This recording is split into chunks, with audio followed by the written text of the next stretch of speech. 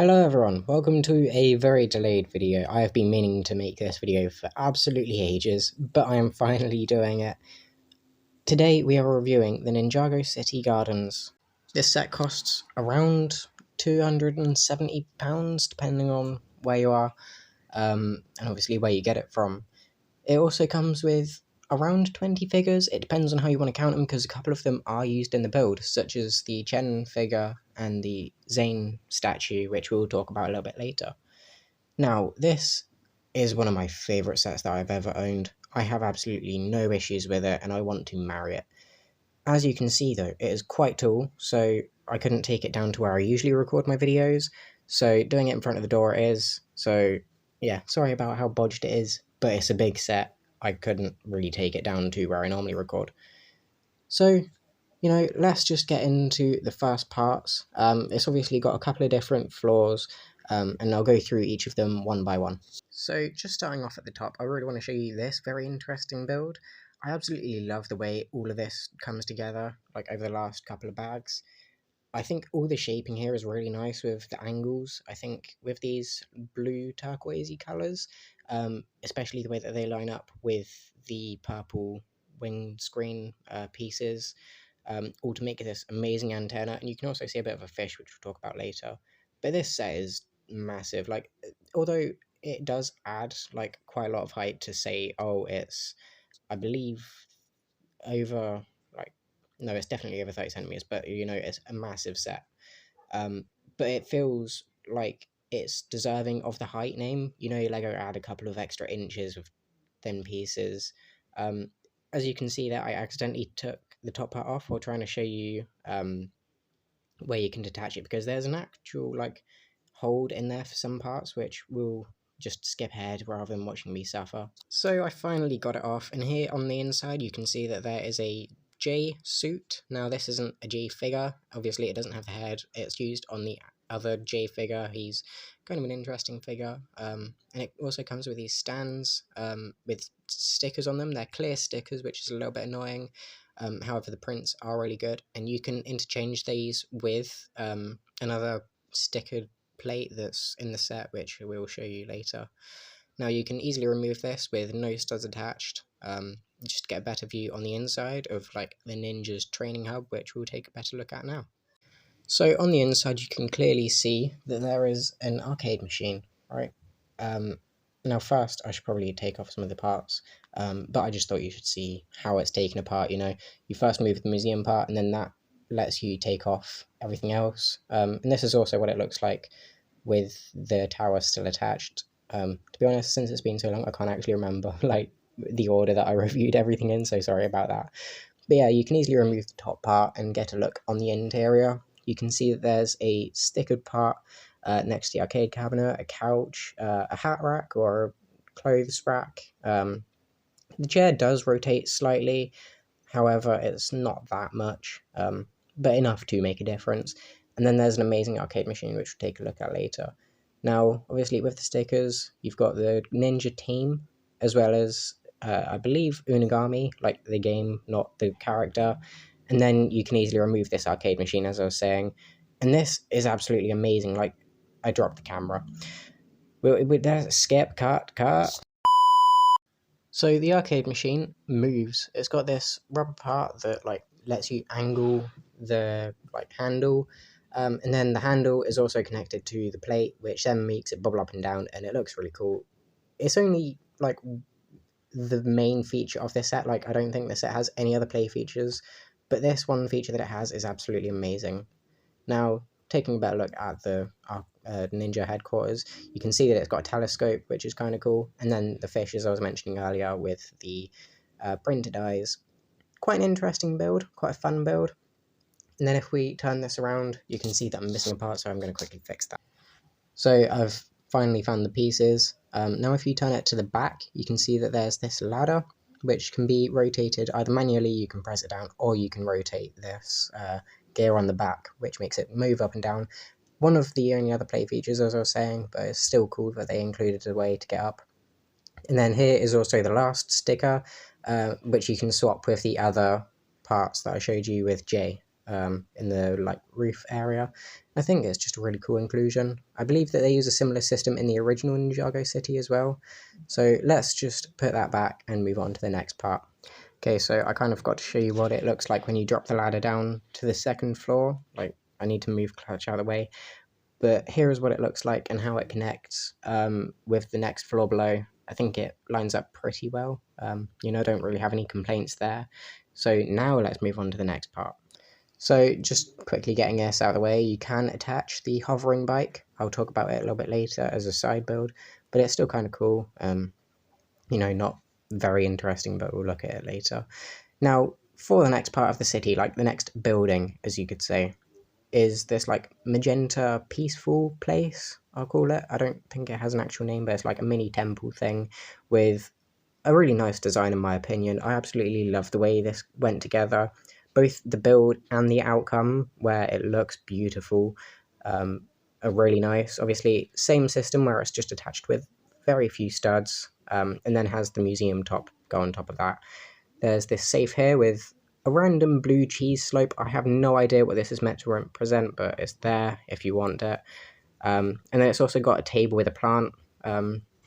Just having some issues closing that up. So taking a look at it from the other side now, you can see that there's this nice staircase design. I think that looks really nice. And then the fact that it's got like the wooden stands as well really helps it. Now, if you lift up the roof, you can see that there's an orange helmet in there, as well as 2 roller skates. Now, I'm sorry that they weren't in focus for most of that, but they are there. Not very easy to access since they're like directly in the middle, and when you close everything, you need to like make sure that it's all lined up. So you can get it out, it's just kind of awkward to get it out and in if you wanted to use it. And I believe that's a reference to the ninja like skateboard race in season 4 of Ninjago. So let's skip on to the next part because it's just wall apparently.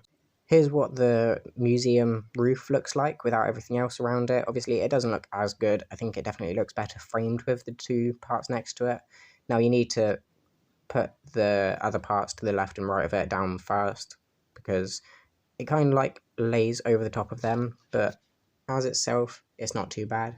It's got this interesting dragon build on the inside, which I'll just remove for you now. In my opinion, this is probably the best dragon that I've seen, like mini scale dragon. It's clearly meant to be the grief bringer. I think it's really captured well, and it just like clips on the inside of this roof, which can be removed further apart than it already is. It's got 2 separate sections. Yeah, the dragon is absolutely amazing. I absolutely love the design for that. And again, it seems to be that I don't really record for some of this. Ignore my foot in the way there. But basically, this is the museum level, at least mainly the museum level. There's also this small greenhouse to the side that we'll take a look at. Now, looking at the museum itself, I think it's got a really nice design with some really interesting build techniques. It's got like a couple of interesting references to scenes from Ninjago. It's got, for example, the snake scepters and the Destiny's Bounty, and even the dragon blades and like the lighthouse siege and all of this great stuff. Just some cool references. Now you can in fact remove like this middle part to get a better look. I find this is best for taking a look and like posing figures on the inside. But just to have a better look, you can see that there's some cameras, the staffs. I don't know what one it's meant to be, but there's also this nice bookshelf with some pretty interesting techniques. You build the statue and the compass into the wall, and then the shelf like goes next to it, if that makes sense. The Destiny's Bounty is definitely a standout part. However, it doesn't look as nice as I would have hoped. And then there's a little staircase down there, which we'll take a look at later. There's also the realm crystal in a desk, as well as just a couple of as well as a couple of pictures, which are all stickers. A lot of the details are. And then probably my favorite reference, which is the Temple of Air Jitsu, as well as a card stand/holder, which I believe can be rotated. It's just a little bit awkward to get your fingers in there to do it. And then there's also a sticker on the grey part there, which I'm guessing is like a register to let you through the walk. This set allows you to break into the museum. If you remove this painting and push out the other one, like the other part of the wall, which is posted to Mega Monster Amusement Park, you can like break into the museum and take things or make up your own story. I don't really know, to be honest. Here's the other part of the alley. It's kind of cramped, so you can't really see inside and like really pose figures, but it's cool that they included it, and you can really tell that it's even there, like with the posters still there. And here's the museum wall that's removable. It's got a really nice build for this like logo. It's used a couple of times for it. And it's got a couple of stickers on the inside. It's got obviously these interesting lights, Great Devourer, Sensei Yang, as well as Kai's parents, Kai and Nia's parents. And then it's also got like this cool casing design with the sword there from season 2. Now this greenhouse is a little bit awkward to take a look at, but I don't think it was intended either. But you can remove this like front wall. But here's just a quick look from the top. You've got this nice balcony. I think you can't really fit that many figures there, but having just one looks nice. And then, as I said, you can just pop this wall off. It's a little bit handsy, but you know it's not intended to be taken off. And it's got this nice flower pot build. It's using like a shoulder guard thing there, and you can see a bed, like a couple of lights. This amazing stickered piece, which is meant to be like a portrait or painting of the Lego set. And there's just a couple of random things, you know, an umbrella, and I believe that's a speaker or a small television. And the stand just like goes anywhere, but it's meant to be like as far in the corner as you can manage to get it. So now taking a look at this alleyway in between, just removing the mechanic, you can see that there's this other interesting telescope build. You can't angle it, unfortunately, only up and down. Here's the sign for Mega Monster Amusement Park, and then here's the back. Again, this logo and a sticker on the door.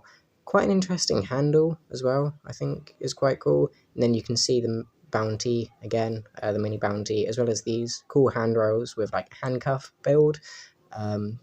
Just to act as like chains or something. I don't really know, but it's cool. Really like the design for this. Let's move on to the next layer. I also forgot to mention this small build. It's kind of like meant to be a neon sign, I guess. It can be angled quite a lot. It's on a clear back sticker, so it's kind of awkward to put on. However, it does look nice when it's added. And it does add quite a bit of range of motion. But now we'll move this top part, which weirdly isn't attached by any studs, but it's secure quite nicely, I think. Could have been better though. So let's take a look at the actual build.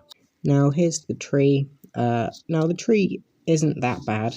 It's kind of complicated to put together, just because it's very repetitive. And some of the build techniques for the log can be quite challenging.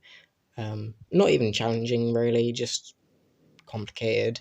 But yeah, it's an enjoyable build. There's this little balcony to the side, and a hand railing that goes all the way around with a bunch of stickers. I want to do a separate video talking about all like the references and things in this set because it has tons. I know there's videos out there if you're that interested in them, go check them out. But I just want to do my own. And here's the back. You got the ice cream shop as well as Chen's Noodle House on this floor. And Chen's Noodle House has some flowers as well as this nice vent build, and then the ice cream shop has stairs leading up to the museum, as well as like an aircon and broken ice cream, or like a dropped ice cream, which we'll take a closer look at again. So, looking at this ice cream shop, you can see the air conditioning, and then the ice cream uses a cone, as well as a stamp piece used in pink, and then a love heart in pink, which looks quite nice and gives a cool effect, making it look like it's kind of melted. Now, let's skip to when I look in the next building, which will be the ice cream shop. In fact, I probably won't even skip because we're already pretty much taking it out to have a look at. Now, this ice cream shop has quite a nice colourful design. Obviously, you'd expect it to. This is just a very vibrant set, but this really like solidifies how well you can add detail into such a small build. Now, I didn't mention this, but I believe that you can take like one of the walls and angle them a bit more so you can get easier access. I can't remember exactly what wall it is, and I can't even remember if you can. I want to shout out this build design for the like sign. It's got quite an interesting design. Now we have Chen's Noodle House. It's got a nice sticker menu on the outside. as well as a nice roof design. Now, this again doesn't have any studs on the top because it just slides onto the museum. I like how these pillars are made. It's not like round, but it gives a really nice effect to show that it is, and it's pretty close. Now, taking a look the entire way around, you have this sloped, angled thing, as well as an aircon, a menu or a like advertisement, and then a bench, which is kind of cool. That's a cup that I was pointing to for the like air conditioning or like vents or something. I don't really know. Um, but it's kind of cramped in there, which is why they've given you the option to open it up. Now, I'm not confused. I do know about this like opening section. I just couldn't remember if there was an extra one for that other build. Now, on the inside, you've got some nice Anaconda artwork, and then some menus, a kitchen area, a nice table, which can fit 2 figures. The menu's quite vibrant. It's a really interesting build, and do you know what? I'd love to visit this place in real life if it existed, but unfortunately it doesn't. Now, it's kind of hard to put a figure in there. You need to remove that and then like angle them back, so you kind of really have to just make your own imagination up, you know. It's kind of difficult with this one. I also want to show you this real quick. It's just hanging like from this next floor. Like it goes into the next building, but I just thought I'd show you now. Also, might as well show you like removing it. It's literally just pull off a couple of sets of studs and then it's just removed with a Technic pin there. Here's like a bird's nest, and then the top part of Ronin's pawn shop. Um, it's just kind of like it's a cool balcony build, to be honest. There is access like from Ronin's shop through a ladder, which I'll talk about later. It's got some really nice detail on this floor, probably my favorite floor, to be honest. With a couple of stickers, some tea rooms, like a trophy, um, opening door, obviously. This is just like a really interesting floor with some pretty good like displayability. But now we'll move on to the next part of the build. So here is the Ninjago fan's bedroom. I don't know like which character it's meant to be, but it's a really nice build. It's got a couple of like the island sets. It's got like Kai's X1 Ninja Charger, the island itself, the boats, some also like cool references to the Ninjago movie and the posters, as well as like maybe a Zane alarm clock or something. Just some really interesting like Ninjago memorabilia made into miniaturized sets. There's also this sign outside, which again I might do in a future video talking about all the stickers and things. And then you're left with the final floor, which we'll take a look at now. Now, beneath the Ninjago fan is like a kitchen or like restaurant place. It's not my favorite build. It's not bad by any means. It's just not that interesting. But here is Ronin's shop, and this is absolutely amazing. It's got some really nice details and builds, as well as like a secret door, which I'll show you in a minute. But it's got like a trident, the ladder, as I mentioned, a bookshelf. Let's just have a better look now. So here's Ronin's pawn shop removed. It's got this nice like flower thing going on the outside. I think that's meant to be like a handle for a tap. And then here's like the main window to sell from. And here's like a place where you can load in and out cargo directly into the lake, which we'll look at a little bit later.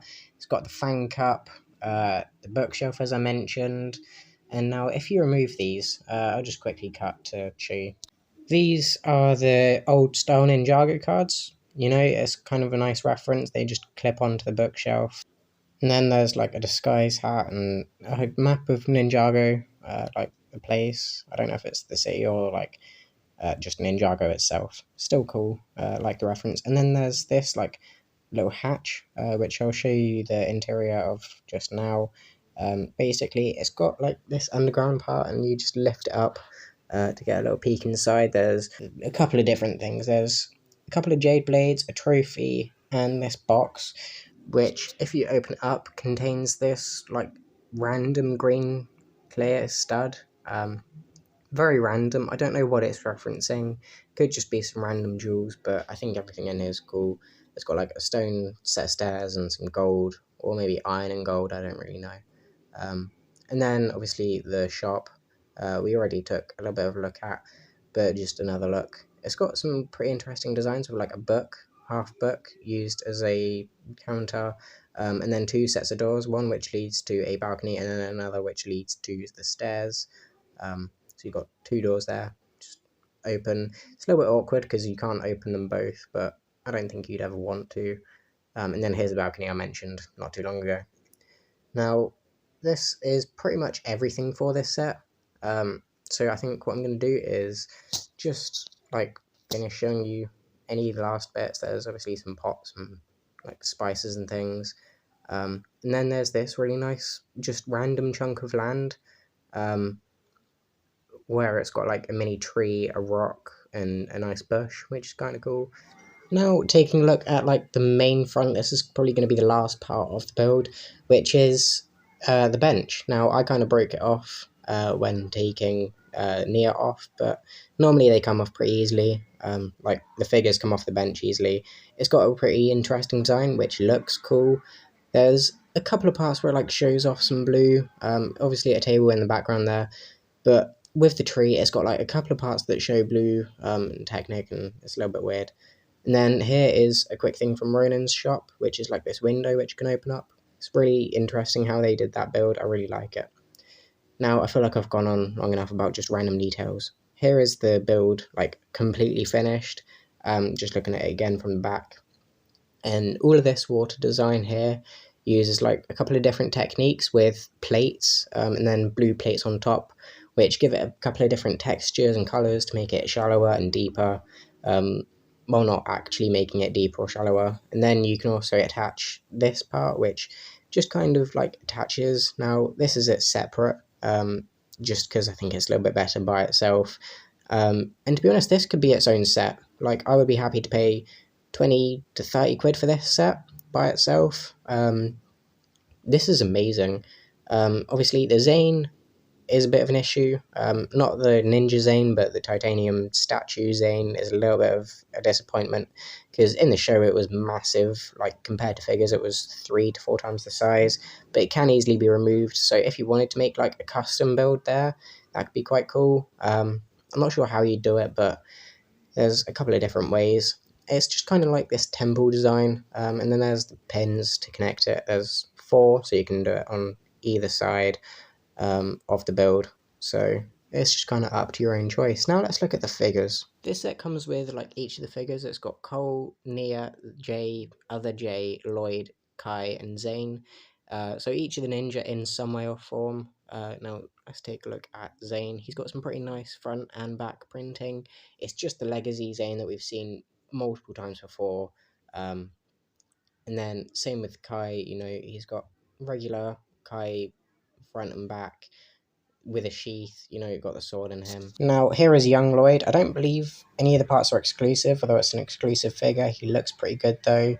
And then we've got Legacy Jay, or at least his suit. Now, obviously, nothing really special other than the head. No printing on that either. And then, like, Casual Jay, that's kind of a cool figure. I like the torso for that. And then he also comes with this, like, flower piece, which I'll show you in a little second. It's not that bad for a build, to be honest. And then Nia, slightly different from her movie variant, but it's pretty similar, just like slightly lighter legs. And then Cole obviously comes with this gaming controller. I really like his leg print, and his torso printing isn't bad either. And then obviously the clear head for Jay. Regular head for Jay, although I believe Jay's head was a little bit misprinted for mine. Cole obviously using all of the just standard face prints that we've gotten to know for each of the ninja. And then Zane's obviously got his robotic head with like the paw on the back of his head. And then same kind of thing going for Kai, just his regular Ninjago movie face that we've had for ages now.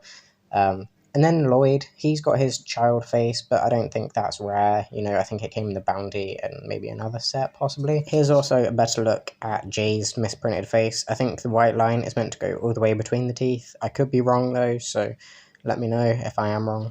Here we've got the mechanic, Misako, one of the mechanic's henchmen, and then I knocked the camera. Then we've also got Ronin, who's a pretty cool figure, and also Clutch Powers. So obviously these aren't all of them, but they are all pretty good figures. Now, first one I want to look at is Clutch. I've already done a review of him, but he is still a really cool figure. it's kind of a shame how they did ruin him in the show. Then we've got Ronin. Obviously, you can just have a look at their printing. I'm going to remove all the accessories in just a second. Ronin probably has the best printing in the entire set. And then there's this random figure. I don't know who it's meant to be. Sorry about that. They also come with this diamond, which is pretty cool. Then you've got like the mechanic. Oh no, Masako. Sorry, past editing me. I've kind of messed up that. She's got some pretty cool printing as well. Kind of plain, but I think it suits her, especially on the torso there. And then the mechanic also comes with this weapon. It's not that interesting. I dropped the camera again because why the fuck wouldn't I? Let me just sort this out. I can't be bothered to stop recording the audio at this point. I've been recording for quite a while, at least editing for a while. Jesus Christ, I think I need to edit this out, don't I? Yeah, probably. Oh well. Fixed it. So now we've got the mechanic's weapon. That is pretty cool. I think the Lego should include these like new minifig accessories in builds. They're always pretty cool. And then the mechanic has dual molded legs, top hat. Kind of interesting, like arm printing. I would have preferred like Cyborg's robot arm for mechanic, although it would have been the other arm that it goes on, so it's kind of understandable why they didn't. Going to be talking over this minifigures review, but she's pretty cool. I like the fact that she has an unmasked face and you can kind of use her as a regular figure. But then we'll look at the next figure, which is Ronin. He's also got a pretty cool face. The fact that he comes with his hair means that you don't have to have the mask up, but it's kind of cool that you can have him with or without it. Then mechanic, as I was saying, with the robot arm would have been cooler, but it's not bad face printing. Now, we've all seen this figure. I removed the bag. That is the only thing special about this figure. It's cool that he's in the set. I would have preferred a like more classic clutch figure, but it wouldn't be then as representative for Ninjago. And then Misako, as I said, pretty cool face printing. Very similar, both sides. Slight eyebrow change, but other than that, nothing much. Now moving into the more civilian figures. I don't know the names. I'm pretty sure they all came with names, but we've got like a child, a wolf, businessman, ice cream man, pink shirt girl, karate girl, and Ninjago fan is what I'm going to refer to them as. Let's see if I can remember their names. So first off, the dog is quite cute. I think we've seen it before. It's like this wolf design. And this child also has quite a nice design with the hoodie. The hat isn't that good. I would have preferred some hair molding, but the torso is really nice. And I like the face print, so pretty cool figure. Also, I forgot to mention that it had a printed like cassette tape thing. And then this next figure that we'll look at is the Ninjago fan. I really like this torso print. I might use that for some other figures. I think we also see this in the Ninjago Legoland ride, like that set. Also a pretty cute face print. And then obviously we've got this next figure, which is the businessman. It looks like the guy that owns the comic book store. It could be him. I could be wrong. Let me know. And then he's also got his phone, suitcase, no leg printing, but also some pretty basic torso printings, which is a little bit disappointing, but it's still good. That's the front and back printing for his face. Just give him back his phone. I don't want to steal that from him. Jesus, I'd be sued by a Lego figure. So this next figure is pretty good, I believe. Yeah, it's the karate figure. I really like that hair mold, or hair color, or like print mold, whatever the hell it is. I really like that hair. The face is also pretty useful, as well as the fact that it's a karate torso. Huge fan of that figure. And then we've also got Pretzel Girl, who's not the Just Too Good Pretzel Girl, but still pretty cool. I like the torso print. First time getting a pretzel by Lego. I like the hair print or mold. Face print's pretty cute, and then so's the torso. Just an overall good figure, to be honest. In fact, a lot of these civilians are just generally good, and I don't really have any issues with them. But then we've also got Ice Cream Guy, whose leg printing is a little bit bad. I would prefer to see some pockets there or something, but he is generally a good figure. The torso print is good and kind of makes up for the lack of face print. Obviously, no back face print because of the hat. So I kind of forgot to record like clips for an outro, so here is the first picture again. Now this set is an absolutely amazing set, probably the best set that I've ever owned, and would highly recommend it. The figures are great, the builds are great. Like I forgot to show you the Chen figure, but that's even like a completely fine figure, especially for the fact that it's just for a wall. I like the colourful aspects of it. I like the designs for some of the buildings. Some of the mini builds are also cool, like how they've condensed like large scale things into such small builds. And it's generally just a really good display set. Not so good for players, I've mentioned a couple of times. However, it does still make up for that with the size and the fact that it's got some good figures. I forgot to mention about the bike. It's not amazing, but the hover bike is there and it is a nice addition. Um, Obviously, just anything to add to that, really. Yeah, this is honestly 10 out of 10 set. Great figures, great build, and not really many complaints other than the fact that I wish they didn't include Legacy Kai. You know, they released this massive set for Lego. They've been giving us so many Legacy Kais over the past years. It's just, I'm getting sick of it, to be honest. It would have been cool. This was like a really good opportunity to give us a cool Kai figure, but they just missed it. So that is a bit of a shame. But generally, great set, great figures. I'm going to stop talking now, but I hope you've enjoyed, and I'll see you in the next one. Thanks for watching, and goodbye.